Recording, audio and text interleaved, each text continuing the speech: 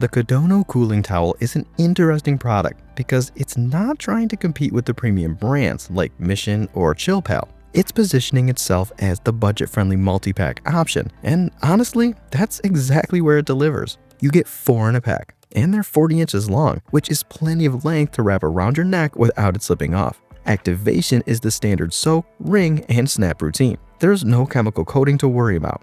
Now, here's what most people want to know. How long does the cooling actually last? And this is where you need to manage your expectations. The product claims up to 3 hours, but real-world use tells a different story. In shaded conditions or indoors, you can get a solid 2 hours of cooling. But if you're out in the direct sunlight doing something intense, expect closer to 20 to 30 minutes of use before you need to re-wet it.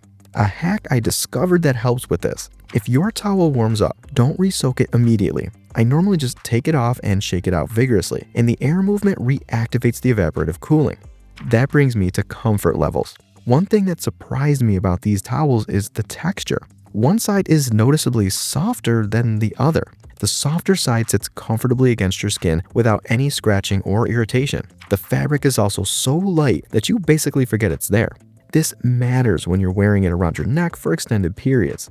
On the practical side, you get a waterproof pouch and a carabiner clip for clipping it to a gym bag. However, their quality is a bit inconsistent. Some hold up fine. Others have been reported to fall apart after a few uses. So, despite being nice to have extras, they may not serve you for very long. Care-wise, the towels are hand and machine washable and they dry quickly. Usually, mine are good to go within an hour in warm weather. Also, they maintain their texture and shape even after several washes. The weave is tight and the stitching holds up well considering the price point. But one thing I found disappointing is a little bit of fraying at the edges after a few weeks of use.